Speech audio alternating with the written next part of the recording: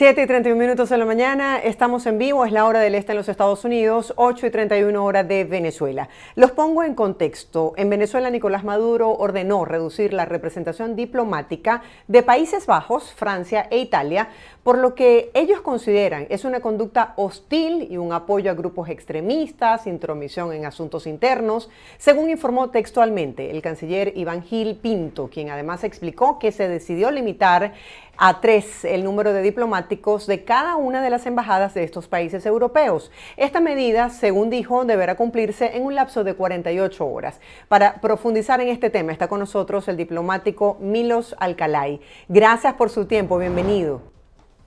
Muchas gracias, Marjorie. Muy contento de estar en Buenos Días. Gracias a usted por acompañarnos y explicarnos, en especial, qué significa esto según su experiencia para Venezuela. ¿Cómo podría afectar al país? Sí. A ver, desde tiempos inmemorables, las naciones han definido ámbitos de relaciones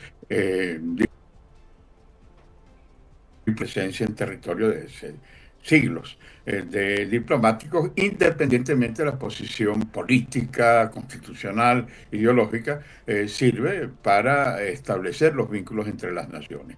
Esto se ratificó en el moderno derecho internacional a través de la Convención de Viena y de una serie de acuerdos internacionales que norman las relaciones diplomáticas. Entonces, unilateralmente, ese decreto es muy grave porque muestra esa dinámica de desconocer las reglas internacionales, pero además es como una especie de boomerang que va en contra de las decisiones, porque al limitar a 3 funcionarios diplomáticos, países tan importantes, limita las acciones turísticas, consulares, culturales, universitarias, sociales que cada uno de esos países realizan. Además, afecta indirectamente, como una declaratoria de persona no grata a todos aquellos otros diplomáticos agregados que han estado designados por esos países, con lo cual el ámbito de relaciones se restringe. Tiene efectos secundarios muy graves porque en la Unión Europea existe una diplomacia comunitaria y lo que afecta a 3 países va a afectar a los 27, de manera que tienen que estar preparados a un mayor aislamiento al que ya tiene con esta medida tan torpe y tan absolutamente violatoria del derecho ¿Qué establece internacional. el derecho internacional en esta materia? Mira, en esta materia, tanto la Convención de Viena como el derecho internacional consuetudinario establecen los mecanismos que permiten fortalecer las bases de amistad entre los pueblos, de las relaciones internacionales, pero no el que un país le imponga al otro, en el caso de Venezuela, que exige incondicionalidades. Tú no puedes exigirle a Francia, a Italia, a Holanda que ellos acepten una especie de dictat de lo que ellos quieren que los demás países realicen. Cada país tiene su diplomacia, cada país tiene su posición, de manera que es como una especie de desconocimiento de las reglas internacionales. Y el efecto va a ser muy grave porque cuando se vaya a votar la situación de lo que ocurre en Venezuela, por supuesto que van a ser más duras las posiciones en Naciones Unidas, en las reuniones del G7, en el ámbito de los países del tercer mundo que ven con horror este tipo de decisiones que van aislando a Venezuela con un grupo de incondicionales extremistas que no tiene ningún sentido. Aparte de eso, que limita las posibilidades de no solamente de esas comunidades que viven en Venezuela, porque la función consular, ¿qué va a pasar con los consulados de Italia, que tenemos una comunidad tan numerosa Claro. aquí en Valencia, en Maracay, en Maracaibo? ¿Qué pasa con esos acuerdos culturales? Es increíble el aporte cultural que han dado esos países en Caracas y en el interior, que tú tienes ahora que pedir autorización para ir 40 kilómetros más allá de la Plaza Bolívar. Es absurdo. Y al mismo tiempo te establece una limitación que viola las reglas consuetudinarias internacionales. De manera que, claro, ya sabemos que se trata un poco de disfrazar, es la manipulación de los resultados que son desconocidos a nivel internacional y piensan como un prestidigitador crear condiciones para que se olviden lo que ha sido el rechazo a la juramentación del 10 de julio. Pero eso con medidas de esta naturaleza más bien es una forma de aislarse mayor y que los países, además son dos pesos dos medidas. Por ejemplo, Francia prácticamente rompe relaciones diplomáticas con Francia por una decisión que hizo con el presidente Lula, pero con el Brasil no lo toca, pero a Francia sí, son dos pesos y dos medidas que muestran una diplomacia caprichosa, una diplomacia que exige incondicionalidades y que lo que el efecto es devastador. Por ejemplo, ya hace tiempo no hay vuelos a, a los tres países. Habían vuelos de Alitalia hacia Italia, de Air France a Francia, de KLM a Holanda, y todo eso se acabó por las posiciones del gobierno. Ahora lo que existía es Curazao, porque tanto Panamá como República Dominicana, que eran una especie de centro para poder viajar a América Latina y el resto del mundo, bueno, con esta medida también seguramente impactará los vuelos a Curazao, porque Holanda tiene una posición sumamente marcada en el ámbito internacional.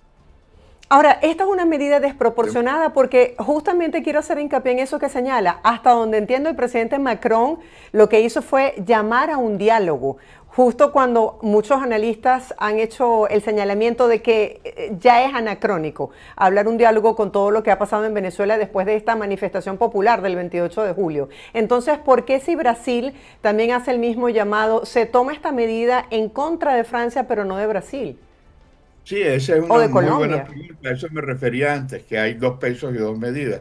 Pero además es absurdo porque independientemente de la propuesta de Macron y de Lula de buscar un mecanismo de solución pacífica que está dentro de las reglas internacionales, y eso no es, pero tiene una serie de dificultades muy grandes porque de establecerse un mecanismo de diálogo, que yo sí creo que es necesario para la transición, ¿quién es la contraparte venezolana que debe dialogar? ¿El que designe Jorge Rodríguez o el que la votación mayoritaria y aplastante de los venezolanos dieron? Es decir, de haber un diálogo tiene que ser no con el señor Blaid, a quien respeto por ser un buen constitucionalista, sino con los líderes políticos. Es decir, tiene que dialogar con María Corina Machado y o con Edmundo González o quienes ellos designen.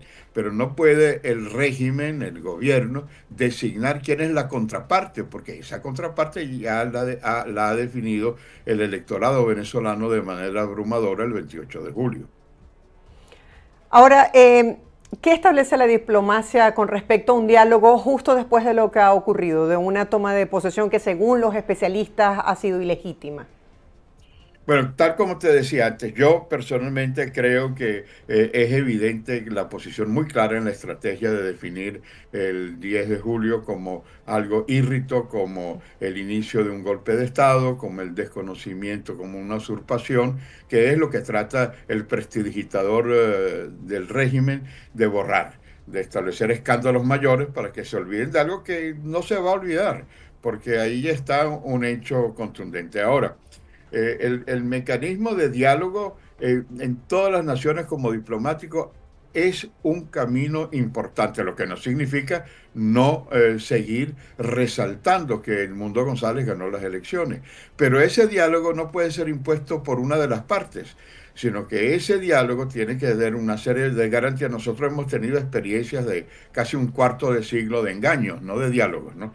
De mecanismos en los cuales cuando el régimen se ha oxigenado, le ha dado una patada a la mesa y ahora hay que buscar mecanismos que den garantía de que ese ámbito se dé con unos facilitadores, con unos estados que acompañen el proceso de diálogo y con mecanismos que nos permitan a la oposición definir a los verdaderos protagonistas del ofensivo. Por ejemplo, esa especie de teatro que se hizo ayer de no sé cuántas elecciones, 6 elecciones con una supuesta oposición, no han planteado nada que garantice después de este fraude electoral los mecanismos de unas verdaderas elecciones, sea para gobernadores, para concejales, para parlamentarios, sino que, bueno, sencillamente fijar fechas. No se puede fijar una fecha en unas elecciones sin las garantías que tiene que tener un proceso electoral, sobre todo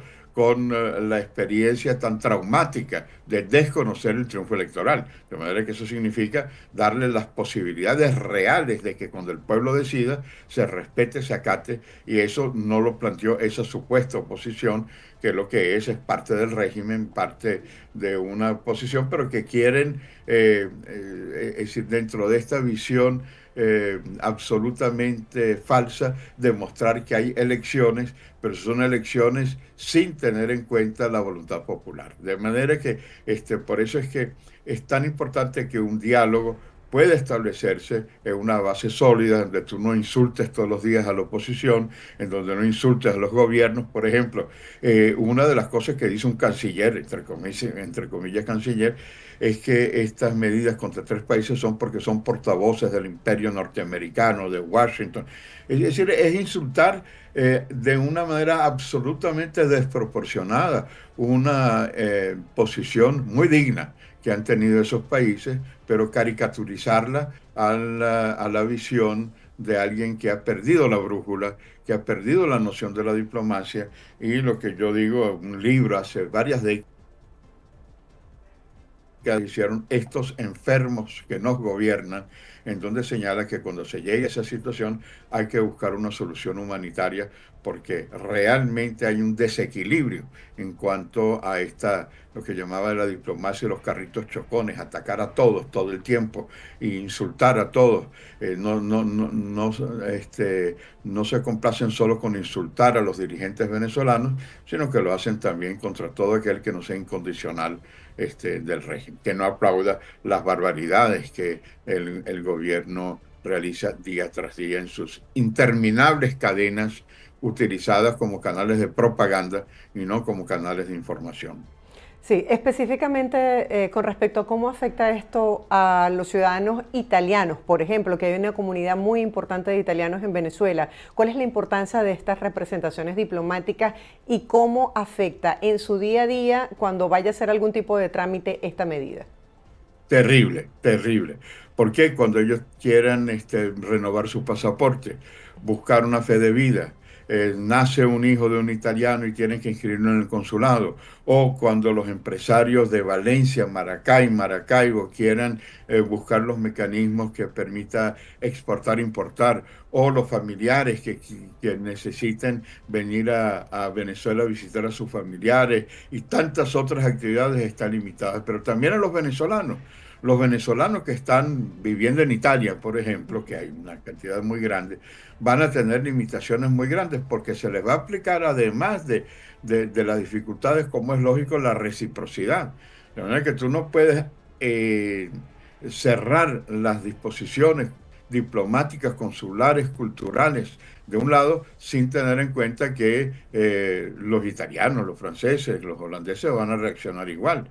De manera que ese venezolano que va a estar en Italia o aquí mismo en Venezuela, que tenga un hotel y que quiera abrirse el turismo, puedan venir, todo eso afecta el día a día de las comunidades y de los propios venezolanos que viven. Es decir, es una medida absolutamente absurda que perjudica sobre todo a los ciudadanos de a pie, italianos, venezolanos o ítalo-venezolanos.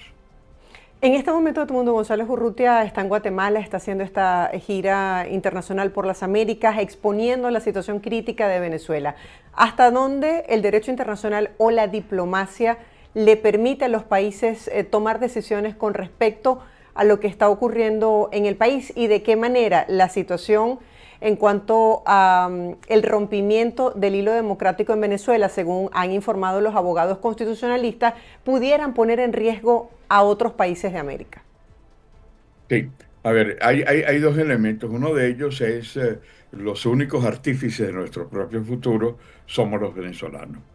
Nadie nos va a sacar las castañas del fuego. Aquí no hay, digamos, una solución que Guatemala o Francia o Estados Unidos den. De manera que yo creo que acciones con una coherencia como la que ha venido llevando la gran dirigente María Corina Machado y el binomio con Edmundo González ha sido extraordinariamente importante y continúa.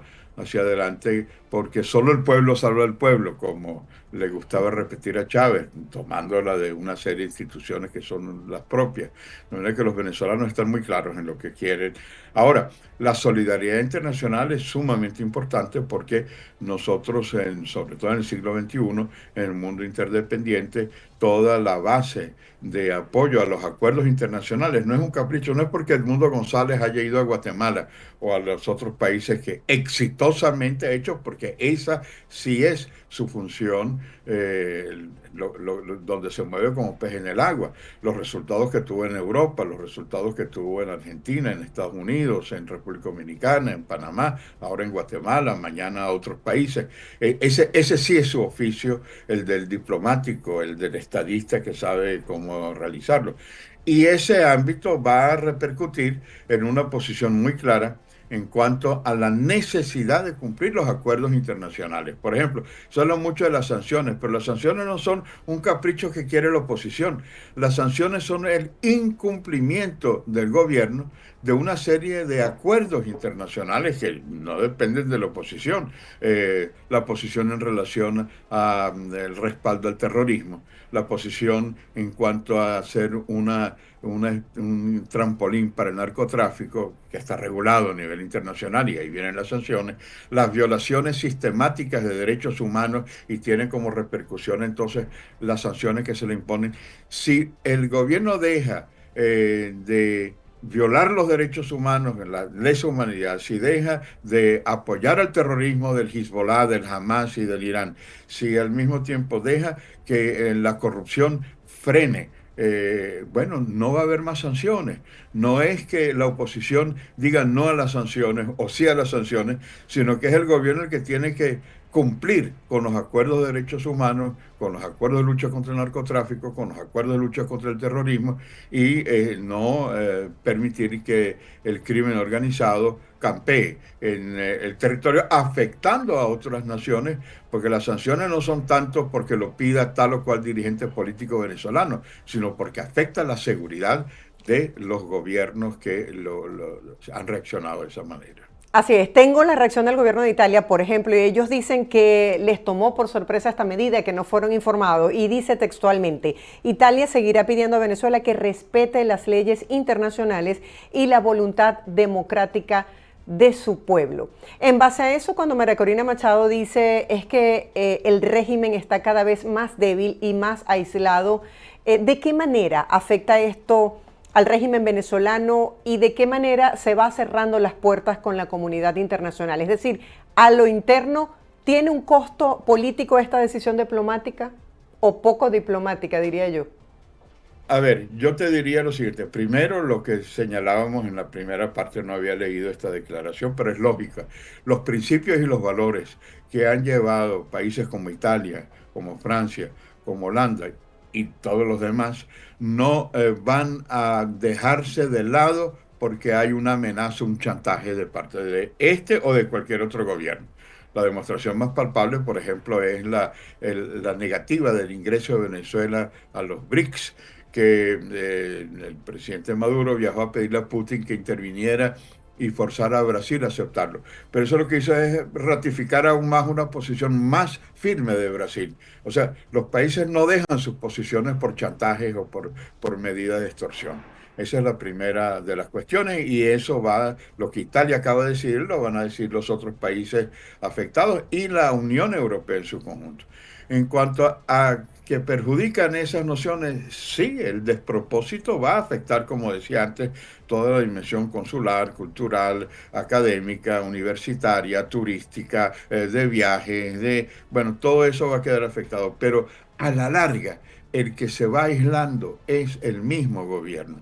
Y por eso María Corina tiene toda la razón, que estos no son síntomas de fortaleza, son síntomas de debilidad del gobierno, porque un gobierno que con sus datos sabe que perdió, por eso es que está tan nervioso y por eso es que la represión es tan grande, porque si estuviera seguro de que tiene una inmensa mayoría de venezolanos, no tendría por qué actuar como está actuando. Si la mayoría de venezolanos opinan que Maduro queda reelecto, ¿por qué tiene que expulsar a los diplomáticos de otros países?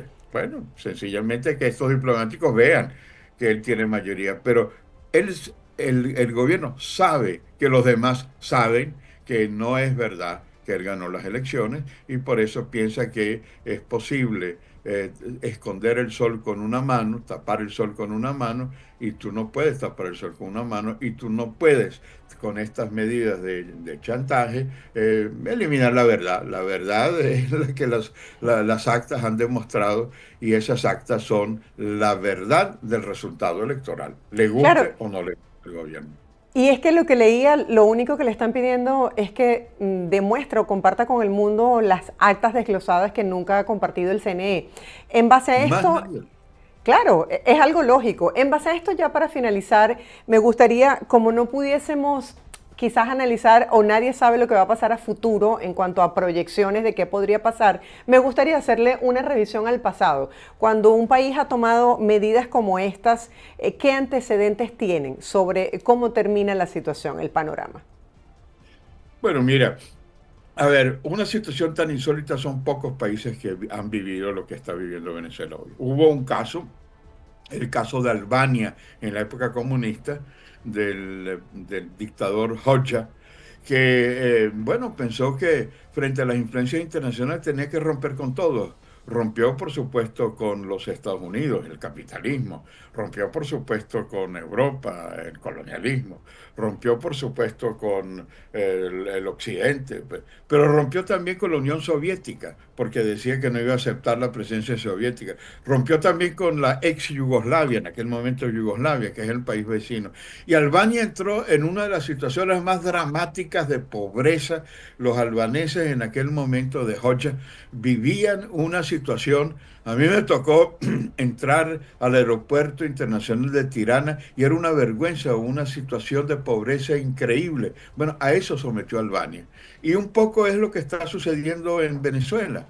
La albanización no es por el ALBA, sino por Albania, una situación de albanización a la Albania, que, bueno, que busca mecanismos de confrontación contra todos, contra Occidente, contra el capitalismo, contra el colonialismo, contra el sionismo, contra cualquier forma civilizada de relaciones.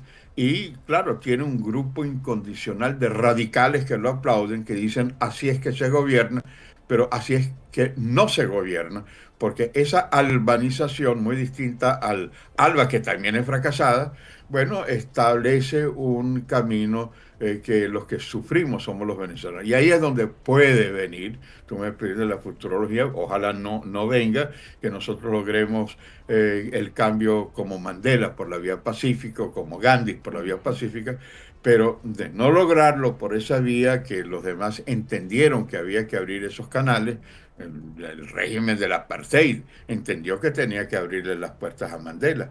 Bueno, si este régimen no abre las puertas a la voluntad popular, pueden haber explosiones sociales, puede haber una primavera venezolana y puede haber una solidaridad internacional que en este momento preferiría que fuera por la vía de la lógica, de entender. Un tirano tiene que entender cuándo llegó su tiempo, cuándo tiene que retirarse. Y ese es el momento.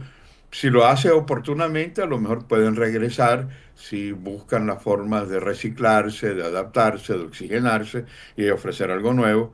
Pero después de un cuarto de siglo de torpezas y de destrucción del país, ya llegó el momento de decir, bueno, señores, hasta aquí llegamos, que vengan otros. ¿Lo van a hacer mejor? No sé. Yo estoy seguro que sí, pero en todo caso hay una voluntad de cambio de la inmensa mayoría de venezolanos que dijeron basta, no queremos más, queremos un cambio en unidad y ese cambio lo representa María Corina Machado y el resultado electoral, Edmundo González. Brevemente, ¿cómo se traduce la política exterior de Venezuela? ¿Ya tiene en contra o ha perdido el apoyo de presidentes de América, de Estados Unidos y de Europa? ¿Por qué esta pelea ahora, esta confrontación y esta amenaza hacia Puerto Rico? ¿No sería echarle más leña al fuego? Por supuesto que sí, pero es lo que te digo, es una búsqueda de aplausos de unas minorías absurdas, porque esa dialéctica de confrontación alimenta, y uno lo ve de repente las medidas más insólitas, y ese grupo de incondicionales que en la Asamblea Nacional o en esos alegres viajeros invitados a los hoteles de lujo de Caracas de otros países que no son representativos de la realidad política nacional, aplauden y dicen, caramba, qué bueno, así es que se gobierna. No, así es que no se gobierna. Tú no puedes insultar a los otros países, a las otras naciones, que son los responsables de su propia vida. Tú no puedes decirle a los puertorriqueños qué es lo que ellos deben hacer. Hay un ámbito de relaciones que la diplomacia venezolana no puede exigirle a los países que admitan, sobre todo si es una diplomacia fracasada como la que han llevado cada vez peor en estos 25 años. Chávez, por ejemplo, nunca llegó a tener una visión, a pesar de que era conflictivo y que buscaba una posición, pero tenía una posición más realista que el madurismo de lo que ellos representan, y por eso es que han perdido todo el caudal electoral. Toda esa masa que aplaudía a María Corina en las manifestaciones, votaron por Chávez. Y votaron antes también por ADE y antes por Copey. Es decir, hay un momento en que la población ve que es necesario un cambio. Y en Venezuela hoy en día esa inmensa población quiere un cambio en democracia, un cambio en libertad y un cambio que le dé mejores condiciones de vida que las que tiene hoy. Así es, el venezolano ha cambiado, sin duda alguna. Gracias por todo este análisis, por explicarnos con tanto detalle las consecuencias que podría traer esta decisión del régimen venezolano. Feliz día para usted. Gracias, Mayeri. Feliz día para ti también. Era Milos Alcalay, con una amplia trayectoria como diplomático venezolano, poniéndonos en contexto con respecto a esta decisión que toma Nicolás Maduro en Venezuela. Nosotros hacemos una breve pausa comercial, no se aparten. Al regreso mucho más de Buenos Días por VPI TV. Quédese con nosotros.